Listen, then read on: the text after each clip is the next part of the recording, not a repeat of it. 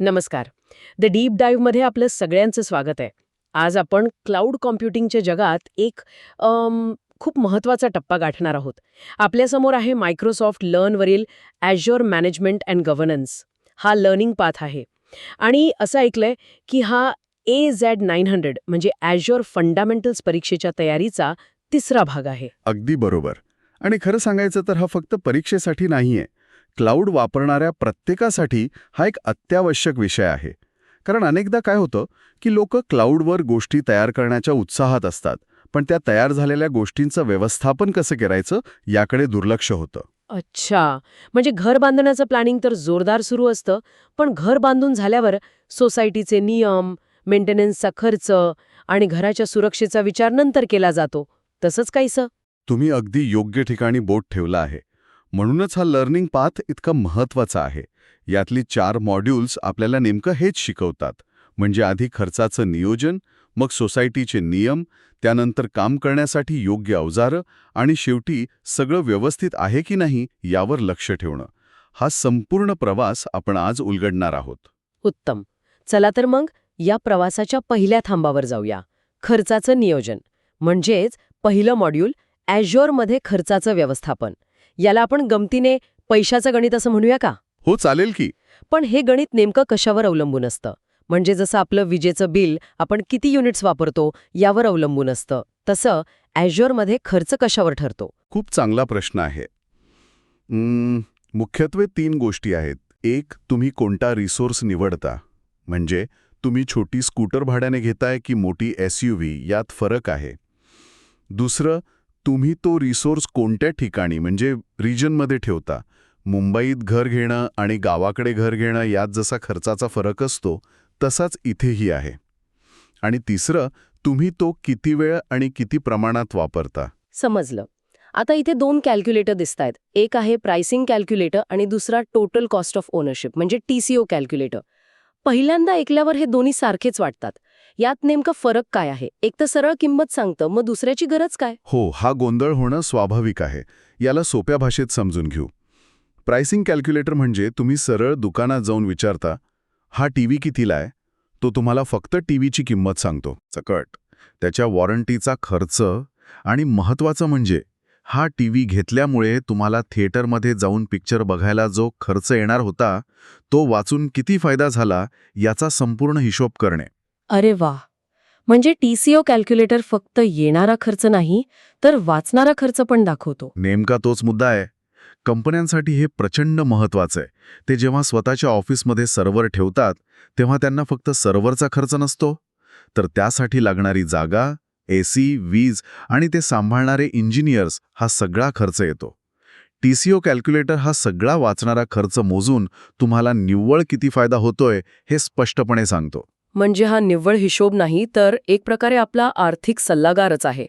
मग या खर्चावर लक्ष ठेवायला काहीतरी असेलच ना, जसं आपल्याकडे मोबाईल बँकिंग ॲप असतं तसं. नक्कीच. त्यासाठी मायक्रोसॉफ्ट कॉस्ट मॅनेजमेंट नावाचं एक टूल आहे. हे अगदी तुमच्या बँकिंग ॲपसारखंच काम करतं. कुठे, कधी आणि कोणत्या गोष्टीवर किती खर्च झाला याचा सगळा तपशील तुम्हाला एकाच ठिकाणी दिसतो. तुम्ही बजेट सेट करू शकता आणि खर्च बजेटच्या जवळ पोचला की तुम्हाला अलर्ट येतो. आणि यात टॅग्स नावाचा एक प्रकार दिसतोय. याची कल्पना मला खूपच आवडली. ऑफिसच्या फ्रीजमध्ये आपण आपल्या डब्यावर नावाचं लेबल लावतो ना, जेणेकरून कोणाचा डबा कोण खातंय हे कळावं. हे तसंच काहीसं आहे का? तुमची उपमा एकदम अचूक आहे. हे टॅग्स म्हणजे तेच डिजिटल लेबल्स आहेत. मोठमोठ्या कंपन्यांमध्ये हजारो रिसोर्सेस असतात. प्रत्येक रिसोर्सला आपण विभाग.सेल्स, प्रकल्प.दिवाळी मोहीम असे टॅग्स लावू शकतो. आणि मग महिन्याच्या शेवटी आपण फक्त एका क्लिकवर बघू शकतो की दिवाळी मोहिमेवर एकूण किती खर्च झाला. खरं तर क्लाउडच्या सुरुवातीच्या काळात एका कंपनीने टॅग्स न लावल्यामुळे महिन्याच्या शेवटी आलेलं बिल पाहून त्यांची झोप उडाली होती. त्यांना कळतच नव्हतं की नक्की कोणत्या विभागाने इतका खर्च केला. तेव्हापासून नो रिसोर्स विदाऊट अ टॅग हा त्यांचा पहिला नियम बनला. ही शिस्त खूप महत्त्वाची आहे. वाह. चला, पैशाचं गणित तर जमलं असं वाटतंय. आता वळूया दुसऱ्या मॉड्यूलकडे. Azureमध्ये प्रशासन आणि अनुपालनासाठी साधने. सोप्या भाषेत सांगायचं झालं तर हा आहे नियम आणि अटी लागू विभाग. जसं सोसायटीत पार्किंगचे, आवाजाचे नियम असतात, तसे नियम इथे कसे लावायचे? बरोबर. ही तुमची डिजिटल सोसायटी आहे आणि तिची नियमावली बनवणं खूप गरजेचं आहे. यातलं पहिलं साधन आहे मायक्रोसॉफ्ट पर्व्ह्यू. हा आपल्या सोसायटीचा सेक्रेटरी आहे असं समजा. पण हा साधासुद्धा सेक्रेटरी नाही. तो फक्त महत्त्वाची कागदपत्र सांभाळत नाही, तर ती वाचून त्यांचं वर्गीकरणही करतो. म्हणजे कोणती माहिती जास्त संवेदनशील आहे, कोणती सार्वजनिक आहे, हे तो स्वतः ओळखतो. अच्छा, म्हणजे तो डेटाचं महत्त्व ओळखून त्याला जपतो. छान आहे. मग Azure पॉलिसीज काय आहे? याला सोसायटीचा वॉचमन म्हटलंय. म्हणजे तो फक्त नियम मोडणाऱ्यांना अडवतो का? तो अडवतो, पण त्यापेक्षाही बरंच काही करतो. गंमत म्हणजे ह्या वॉचमनला आपण वेगवेगळ्या सूचना देऊ शकतो. उदाहरणार्थ आपण एक डिनाय इफेक्ट असलेली पॉलिसी लावू शकतो. म्हणजे सोसायटीचा नियम आहे की फक्त चारचाकी गाड्याच आत येऊ शकतात. जर कोणी ट्रक घेऊन आलं तर हा वॉचमन त्याला गेटवरच अडवेल. पण समजा आपल्याला थोडी लवचिकता हवी असेल तर आपण ऑडिट नावाची पॉलिसी लावू शकतो. ऑडिट पॉलिसी ते म्हणजे काय? म्हणजे वॉचमन त्या ट्रकला आत तर येऊ देईल, पण त्याच्या नंबरची नोंद एका वहीत करून ठेवेल आणि महिन्याच्या शेवटी मॅनेजमेंटला रिपोर्ट देईल की या महिन्यात एवढे ट्रक नियम मोडून आत आले होते. यामुळे आपल्याला कळतं की नियम कुठे मोडले जात आहेत, पण कामात अडथळा येत नाही. शिस्त आणि लवचिकता यात संतुलन साधता येतं. वा, म्हणजे हा वॉचमन कडक पण समजूतदार आहे. आता पुढचा मुद्दा आहे रिसोर्स लॉक्स. याची संकल्पना सोपी वाटतेय. आपण महत्वाच्या कागदपत्रांवर डिलीट करू नका असं स्टिकर लावतो. तसंच हे आहे. पण हे फक्त चुकून होणाऱ्या डिलीटपासून वाचवतं का? हा खूप महत्वाचा प्रश्न आहे. हा फक्त एका मानवी चुकीच्या क्लिकचा प्रश्न नाही. विचार करा, मोठ्या कंपन्यांमध्ये अनेक कामं ऑटोमेशन स्क्रिप्ट्सद्वारे केली जातात. म्हणजे एक कोड लिहून ठेवलेला असतो जो एकाच वेळी शेकडो कामं करतो. आता कल्पना करा, त्या कोडच्या एका ओळीत काहीतरी चूक झाली. बापरे. हो, ती चुकीची स्क्रिप्ट एका फटक्यात तुमचे शेकडो महत्वाचे सर्व्हर्स डिलीट करू शकते. म्हणजे मानवी चुकीपेक्षाही जास्त विनाशकारी. अगदी. रिसोर्स लॉक हे अशा स्वयंचलित अपघातांपासूनही संरक्षण देतं. ते त्या स्क्रिप्टला सुद्धा थांबवतं. त्यामुळे हा फक्त डू नॉट डिलीट स्टिकर नाही, तर एक अत्यंत मजबूत सेफ्टी नेट आहे. आणि मग यात आहे सर्व्हिस ट्रस्ट पोर्टल. हे काय आहे? हे मायक्रोसॉफ्टचं कॅरेक्टर सर्टिफिकेट आहे असं म्हणूया. जसं आपण एखादी वस्तू खरेदी करताना ISI मार्क तपासतो, तसंच हे पोर्टल आहे. इथे मायक्रोसॉफ्ट त्यांच्या सुरक्षा मानकांविषयी त्यांनी मिळवलेल्या जागतिक सर्टिफिकेशन्सबद्दल सगळी माहिती आणि ऑडिट रिपोर्ट्स उघडपणे देतं. यामुळे कंपन्यांना विश्वास वाटतो की त्यांचा डेटा सुरक्षित आहे. छान. म्हणजे बजेट झालं, नियम झाले, आता प्रत्यक्ष कामाला लागूया. तिसरं मॉड्यूल आहे Azure रिसोर्स तैनात करणे आणि व्यवस्थापित करणे. याला मी म्हणेन अवजारांची पेटी किंवा टूल किट. यात कोणकोणती अवजारे आहेत? सुरुवात कुठून करायची? सुरुवात करण्यासाठी सर्वोत्तम अवजार आहे Azure पोर्टल. हा तुमचा ग्राफिकल डॅशबोर्ड आहे. जसं आपण स्मार्टफोन वापरतो, आयकॉन्सवर क्लिक करून ॲप्स उघडतो, तसंच इथे तुम्ही माऊसने क्लिक करून सर्व्हर्स, डेटाबेस असं काहीही तयार करू शकता. नवशिक्यांसाठी हे उत्तम आहे. पण मी ऐकलंय की जे अनुभवी लोक असतात ते कमांड्स टाईप करून काम करतात. ते कशासाठी? त्यासाठी Azure क्लाउड शेल नावाचं काहीतरी आहे, बरोबर? त्यात Azure CLI आणि PowerShell असे 2 प्रकार दिसतात. बरोबर. Azure पोर्टल म्हणजे गाडी चालवताना ऑटोमॅटिक गिअर वापरण्यासारखं आहे. सोपं आणि आरामदायी. पण Azure क्लाउड शेल म्हणजे मॅन्युअल गिअर. तुमच्या हातात जास्त ताकद आणि वेग असतो. ज्यांना टायपिंग करायला आवडतं त्यांच्यासाठी ही जादूची कांडी आहे. एका ओळीत कमांड लिहा आणि मोठमोठी कामं क्षणात होतात. CLI आणि PowerShell दोन्हीही शक्तिशाली आहेत. फक्त त्यांच्या कमांड लिहिण्याची पद्धत थोडी वेगळी आहे. मोठने तुम्ही फक्त Azure मधल्याच नाही, तर तुमच्या स्वतःच्या ऑफिसमधल्या किंवा दुसऱ्या कुठल्या क्लाउडवरच्या गोष्टी पण मॅनेज करू शकता. हे कसं शक्य आहे? तुमची माहिती अगदी अचूक आहे. हे हायब्रिड आणि मल्टी क्लाउड जगात एक क्रांतिकारक साधन आहे. अनेक कंपन्या काही सर्व्हर सुरक्षेच्या कारणास्तव स्वतःच्या ऑफिसमध्ये ठेवतात आणि काही Azure क्लाउडवर. Azure Arc या दोन्ही वेगवेगळ्या जगांना एकाच व्यवस्थापन प्रणालीखाली आणतं. तुम्ही तुमच्या Azure पोर्टलमधूनच तुमच्या ऑफिसमधल्या सर्व्हरवर Azureच्या पॉलिसीज आणि मॉनिटरिंग सेवा लागू करू शकता. म्हणजे सगळी सत्ता एकाच ठिकाणी. अविश्वसनीय आहे. आणि या पेटीतलं शेवटचं आणि सगळ्यात शक्तिशाली अवजार म्हणजे ARM टेम्पलेट्स. याला ब्लूप्रिंट किंवा रेसिपी बुक म्हटलं जातंय. ही कल्पना तर समजली, पण याचा खरा फायदा काय? याचा खरा फायदा इन्फ्रास्ट्रक्चर ॲज कोड या संकल्पनेत दडलेला आहे. याचा अर्थ तुमची संपूर्ण सिस्टम म्हणजे सर्व्हर, नेटवर्क, डेटाबेस सगळं काही एका टेक्स्ट फाईलमध्ये कोडच्या स्वरूपात लिहिलेलं असतं. त्याने काय होतं? त्याने जादू होते. विचार करा, तुमची पुरणपोळीची रेसिपी एका डायरीत लिहिलेली आहे. ती रेसिपी वापरून तुम्ही 100 वेळा पुरणपोळी बनवली तरी ती प्रत्येक वेळी तशीच बनेल. ARM टेम्पलेट्स हे असेच आहेत. तुम्हाला एकसारखे 10 सर्व्हर तयार करायचे आहेत, प्रत्येक वेळी एक एक करून तयार करत बसू नका. एकदा त्याचा टेम्पलेट बनवा आणि एका क्लिकवर 10 काय 100 सर्व्हर तयार करा. सगळं काही अगदी तंतोतंत सारखं असेल. वा, म्हणजे मानवी चुकांना इथे जागाच नाही. अगदी.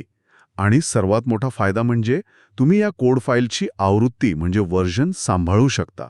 समजा नवीन बदल केल्यावर सिस्टममध्ये काही बिघाड झाला तर तुम्ही एका क्लिकवर जुन्या व्यवस्थित चालणाऱ्या आवृत्तीवर परत जाऊ शकता. वा, म्हणजे बजेट झालं, नियम झाले, कामही झालं. आता सगळ्यात महत्वाचं, जे काही बनवलंय ते व्यवस्थित चाललंय की नाही हे पाहणं. आणि इथेच येतं आपलं चौथं आणि शेवटचं मॉड्यूल, Azureमधील देखरेख साधने. याला आपण सिस्टमचा डॉक्टर किंवा आरोग्य तपासणी विभाग म्हणूया का? हो, आणि याशिवाय कोणतीही सिस्टम पूर्ण होऊ शकत नाही. आपण गाडी तर घेतली, पण तिच्या डॅशबोर्डवर लक्ष ठेवलं नाही तर ती कधीतरी रस्त्यात बंद पडणारच. बरोबर. याच डॅशबोर्डमधलं पहिलं साधन आहे Azure ॲडवायझर. हा आपला वैयक्तिक सल्लागार आहे असं म्हणतात. म्हणजे हा आपल्याला फुकटचा सल्ला देतो का? आणि तो सल्ला किती कामाचा असतो? हो, हा तुमचा व्यक्तिक आणि हुशार सल्लागार आहे, जो तुम्हाला फुकटात सल्ले देतो. आणि हे सल्ले खूप मोलाचे असतात, कारण ते मायक्रोसॉफ्टच्या लाखो ग्राहकांच्या अनुभवावर आधारित असतात. तो तुम्हाला सांगतो की अरे, इथे तू पैसे वाचवू शकतोस, हा सर्व्हर तू 80% वेळ वापरत नाहीयेस, तो बंद ठेव. किंवा तुझ्या सिस्टीममध्ये एक मोठी सुरक्षा त्रुटी आहे, ती लगेच दूर कर. यालाच प्रोॲक्टिव्ह मॉनिटरिंग म्हणतात, म्हणजे समस्या येण्याआधीच काळजी घेणे. छान. म्हणजे हा आपल्याला होणाऱ्या त्रासातून आधीच वाचवतो. मग Azure सर्व्हिस हेल्थ हे काय आहे? हे माझ्या सिस्टमचं आरोग्य तपासतं का? नाही, इथेच थोडा फरक आहे. Azure सर्व्हिस हेल्थ हे तुमच्या सिस्टीमचं नाही, तर खुद्द Azure प्लॅटफॉर्मचं आरोग्य कसं आहे हे सांगतं. म्हणजे प्रॉब्लेम तुमच्या गाडीत आहे की रस्त्यातच खड्डा आहे हे कळण्यासारखं आहे. जर Azureच्या एखाद्या डेटा सेंटरमध्ये काही अडचण आली असेल तर त्याची माहिती तुम्हाला इथे लगेच मिळते. यामुळे आपला खूप वेळ वाचतो. समजलं. आणि आता या विभागाचा प्रमुख डॉक्टर Azure मॉनिटर. याच्या आत log analytics, alerts, application insights असं बरंच काही दिसतंय. हे सगळं मिळून नेमकं काय काम करतं? Azure मॉनिटर हा तुमच्या सिस्टमचा ECG आहे असं समजा, जो प्रत्येक क्षणाची नोंद ठेवतो. या डॉक्टरकडे 3 मुख्य तपासण्या आहेत. पहिली तपासणी आहे मेट्रिक्स. हे तुमच्या सिस्टमचा ताप, रक्तदाब यांसारखे महत्त्वाचे आकडे सतत मोजतात. म्हणजे CPU किती वापरलं जातंय, मेमरी किती शिल्लक आहे वगैरे. आणि दुसरी तपासणी? दुसरी तपासणी आहे लॉग्स. ही सिस्टममध्ये काय काय घडलं याची सविस्तर डायरी लिहिते. कोणी लॉग इन केलं, कुठे एरर आला, या सगळ्याची नोंद इथे असते. आणि तिसरी आणि सगळ्यात महत्त्वाची गोष्ट आहे अलर्ट्स. म्हणजे अलार्म. अगदी. जेव्हा मेट्रिक्सच्या आकड्यांमध्ये किंवा लॉग्सच्या डायरीत काहीतरी धोकादायक दिसतं, तेव्हा हा डॉक्टर आपल्याला लगेच फोन करतो. म्हणजे आपल्याला ईमेल किंवा मेसेज पाठवतो. यालाच रिॲक्टिव्ह मॉनिटरिंग म्हणतात. म्हणजे समस्या आल्यावर लगेच सूचना मिळणे. चांगल्या सिस्टमसाठी नियमित आरोग्य तपासणी म्हणजे Azure ॲडवायझर, आणि आजारी पडल्यावर डॉक्टरचा फोन म्हणजे Azure मॉनिटर अलर्ट्स. दोन्ही तितकेच महत्त्वाचे आहेत. वाह, खूपच छान आणि सविस्तरपणे समजलं. तर हा प्रवास खरोखरच एका घराच्या उभारणीसारखा होता. आधी आपण बजेट सांभाळायला शिकलो, मग घराचे नियम बनवले, त्यानंतर योग्य अवजारं वापरली आणि शेवटी आपलं डिजिटल घर व्यवस्थित चाललंय की नाही यावर डॉक्टरसारखं लक्ष ठेवलं. अगदी. या 4ही मॉड्यूल्समधनं गेल्यावर एक गोष्ट लक्षात येते की Azureमधील व्यवस्थापन आणि प्रशासन हे काही रॉकेट सायन्स नाहीये. ते आपल्या दैनंदिन जीवनातल्या नियोजनासारखंच आहे, फक्त त्याची साधनं आणि पद्धती वेगळ्या आहेत. आणि या माहितीमुळे Azure वापरताना एक आत्मविश्वास नक्कीच येतो. हे सगळं शिकल्यावर आता एक गोष्ट स्पष्ट झाली की क्लाउड म्हणजे फक्त काहीतरी तयार करून सोडून देण्याची जागा नाही, तर ती एक जबाबदारी आहे. तुम्ही खूप महत्त्वाचा मुद्दा मांडला. आणि आजच्या या चर्चेच्या शेवटी मी एक विचार सोडून जाऊ इच्छितो. जेव्हा आपण एखादी सिस्टीम कशी सांभाळायची आणि तिच्यावर लक्ष कसे ठेवायचे हे शिकतो, तेव्हा पुढचा प्रश्न फक्त ती चालतीये का असा नसतो, तर तो असतो आपण तिला अजून चांगलं, अधिक हुशार आणि जास्त सुरक्षित कसं बनवू शकतो. आजच्या चर्चेनंतर आपल्या स्वतःच्या डिजिटल आयुष्यात, अगदी आपल्या वैयक्तिक कम्प्युटरमध्ये किंवा मोबाईलमध्ये अशी कोणती एक गोष्ट आहे जी आपण आजपासून अधिक चांगल्या प्रकारे व्यवस्थापित किंवा मॉनिटर करू शकतो? जरा विचार करून बघा.